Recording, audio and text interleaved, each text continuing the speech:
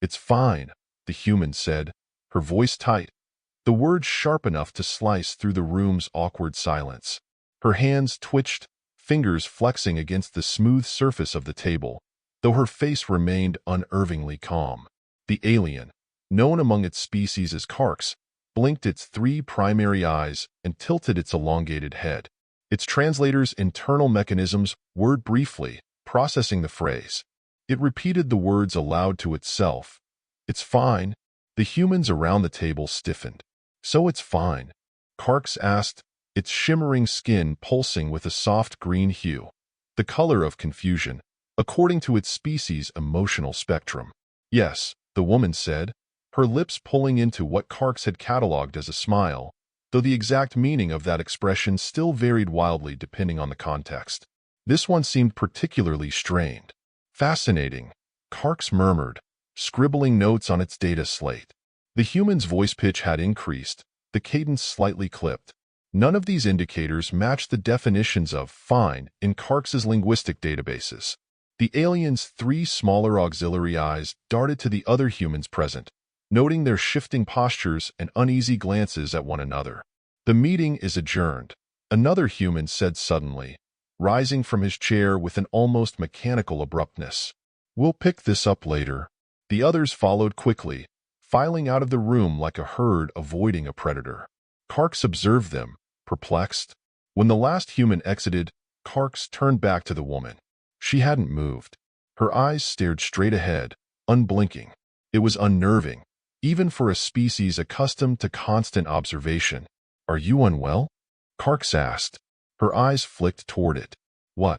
No, I said it's fine. Qarx's green shimmer deepened.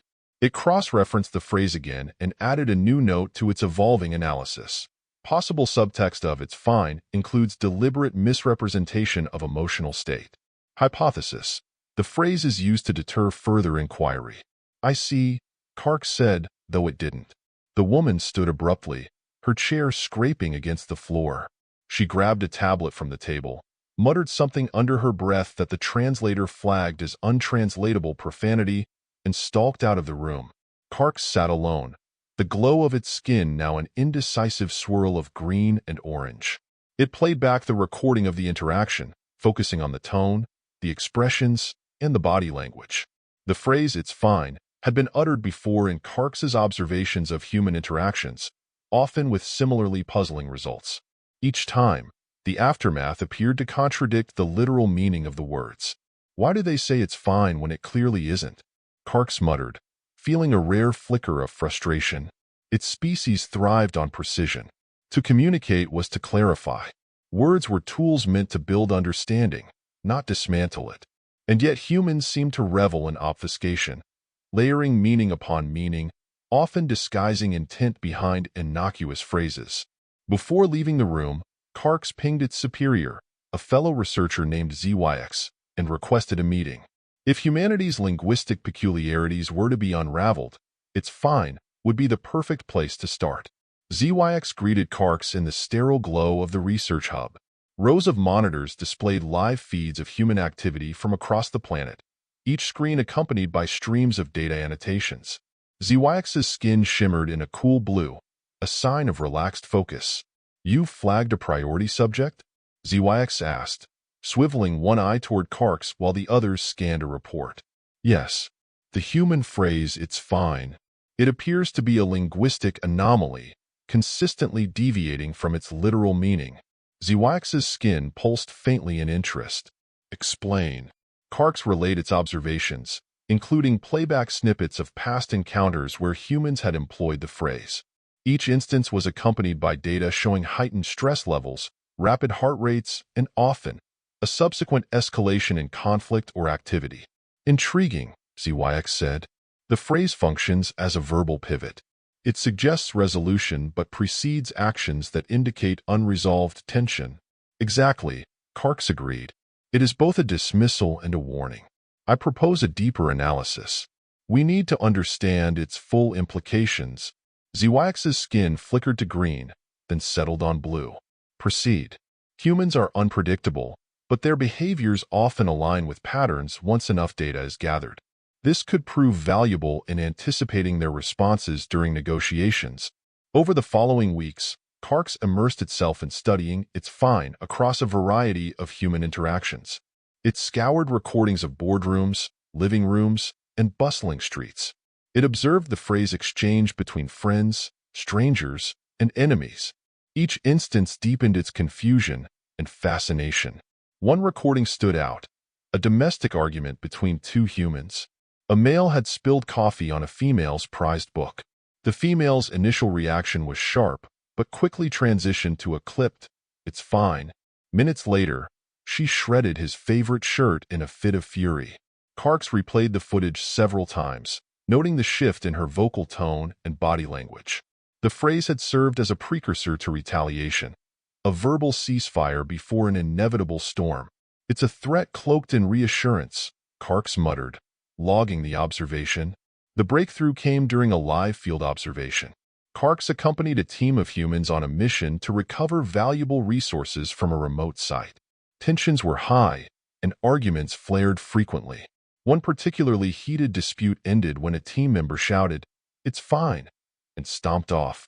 Within hours, the same individual took actions that jeopardized the mission, citing unresolved grievances as the cause. Qarx noted every detail, the pieces finally clicking into place. "It's fine" isn't just a phrase, Qarx told ZYX during its next report.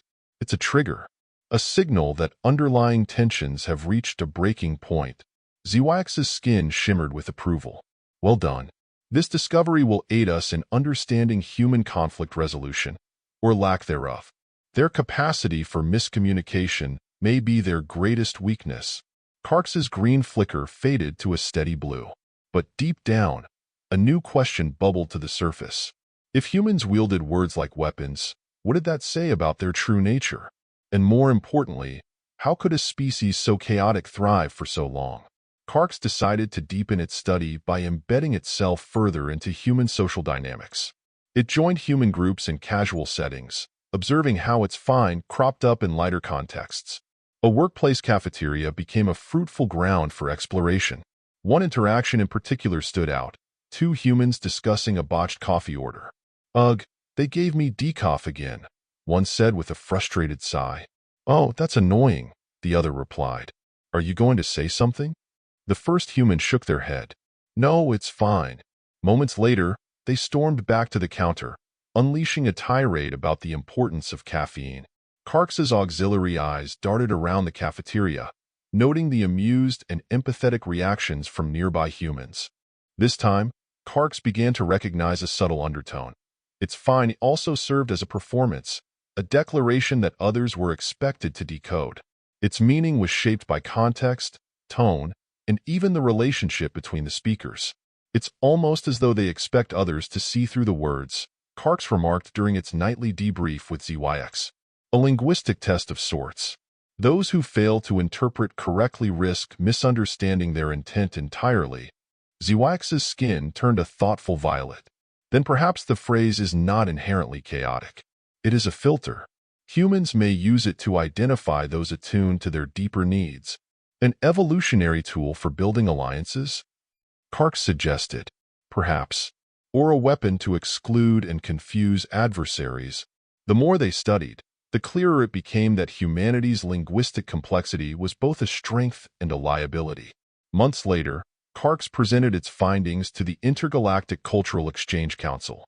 Its detailed report included charts, recordings, and nuanced interpretations of its find. The presentation was met with intrigue and skepticism. Many council members found it hard to believe that such a seemingly innocuous phrase could hold so much weight. But Qarx stood by its conclusion. This phrase encapsulates the duality of human nature. Their words can conceal as much as they reveal. To understand them, we must look beyond the surface, into the intricate web of meaning they weave with every interaction. As the council deliberated, Qarx couldn't help but wonder if it had truly captured the essence of the phrase.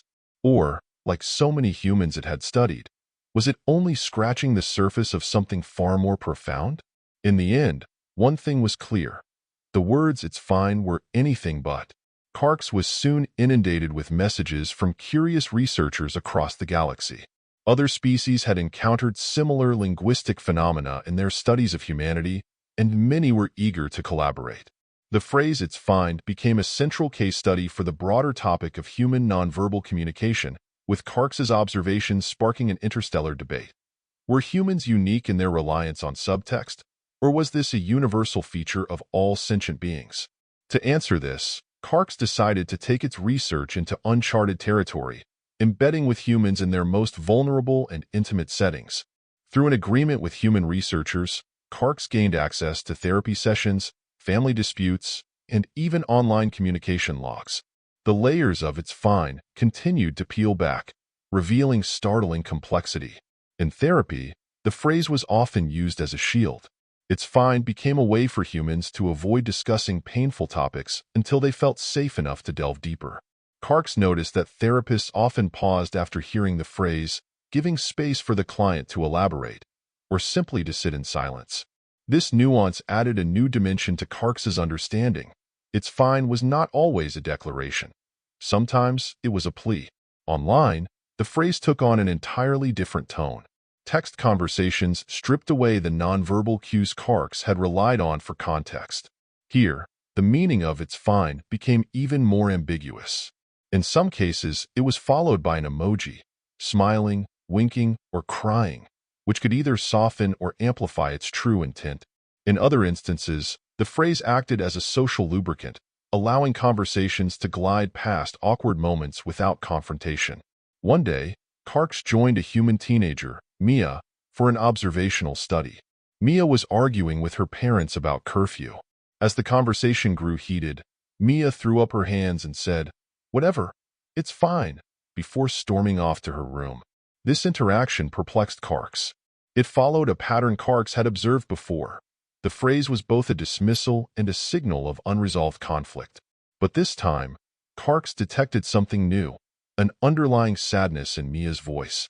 It was faint, almost imperceptible, but it shifted Qarx's perception of the phrase once again.